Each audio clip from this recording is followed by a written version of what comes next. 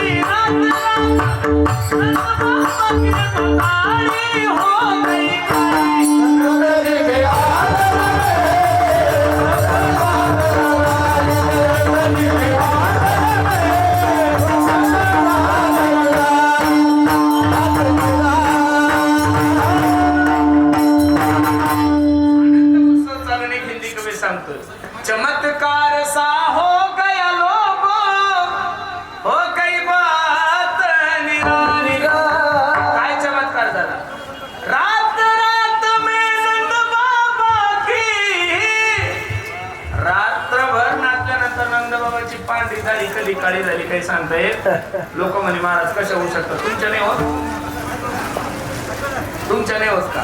अरे डाय केल्यानंतर तुमची दाढीच पांढरी नाही होत. मिश सुद्धा काळ्या करताय तुम्ही. केस काळे करतात दाढी काळी करतात. माय मावले हो तुम्ही हसू नका. तुम्ही आमच्या पुढे 400 किलोमीटर आहे. तुम्ही तर भोया सुद्धा काळ्या करतात महाराज. एवढ्या बाबा तुम्हाला कुठं सांगत नाही.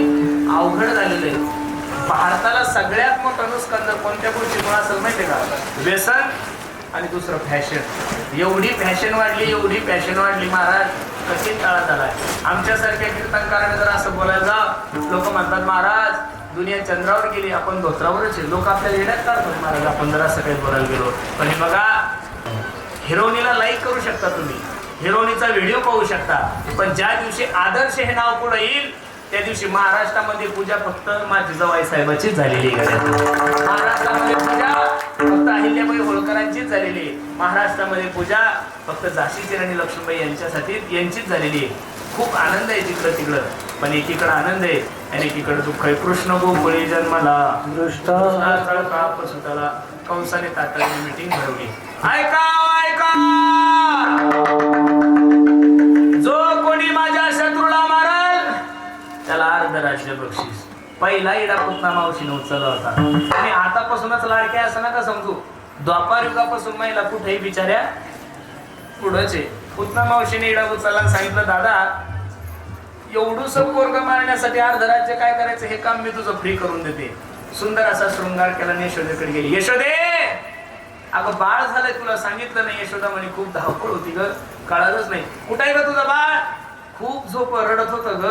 आताच त्याला दूध पाजलं नेमकं झोपी घातलंय. पाळण्यातल्या पाळण्यात देव विचार करतो किती भोळी माय आहे माझी. माझं बवणीचं गिराईक परत गेलं तर माझा धंदा चांगला होणार नाही. दुकानदार लोक एवढे हुशार असतात महाराज. बवणीचं गिराईक किती का हलकट असेल ना त्याला परत जाऊ देत नाही. देगलूरच्या बाजारात एक मायमावली वांगी विकत होती. एक माणूस तिच्याकडे गेला. मावशी वांगे काय किलो आहे ग. त्याने सांगितले दादा वांगी 25 रुपये किलो आहे. अगं महाराज लोकांना मसाला वांगा करायचा आहे. ओळखला सप्ताह चालू आहे असं कर ना 20 रुपयाने दे ना.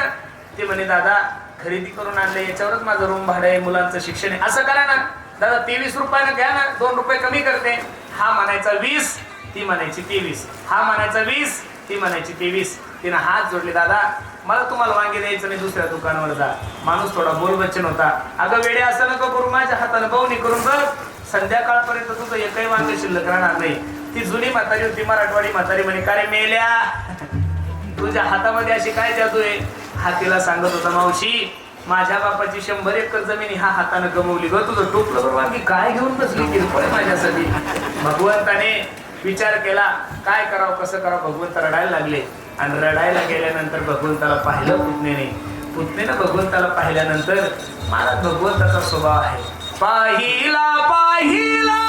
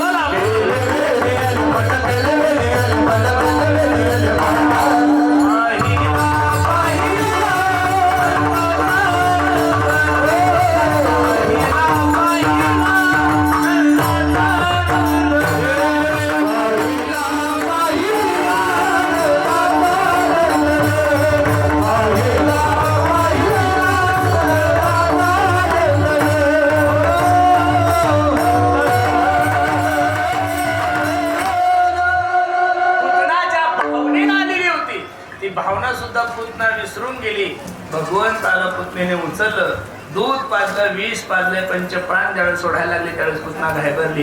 ए देवा सोड, देवा सोड. पुतणेने सांगितलं, भगवंताने पुतण्याला सांगितलं, पुतणे पहिलं तुम्ही कोणाला धरत आणि एकदा का कोणाला धरलं रे बाबा तर मरेपर्यंत सोडत गोविंदाय नमो नमः. पुतना घाबरली. सामुंच मंचाल मिती प्रभासरे स्विड्डमारा अखिल जीव मर्मिनी विवृत्त नेत्रे चरणो भुज मोह प्रसन्न गात्रा श्रीपती रोधहा. रोध करायला लागली, सोड सोड. देवानं जसं सोडलं तिचा डायरेक्ट शेवटच केला, गोविंदाय नमो नमः. आता जगाचा मालक. दुसरी माबळ भट्टाची कथा आलेली. विटंबिला भट दिला पाठीवरी पाठ, आजोबगरिता मारेला बाळपणे अवघी जाते खाणी. पाण्याच्या कीर्तनामध्ये राक्षसाचा जास्त विचार करत जाऊ नये. आता जगाचा मालक रांगायला लागला. नामदुरा सांगतात, तळवे तळ हात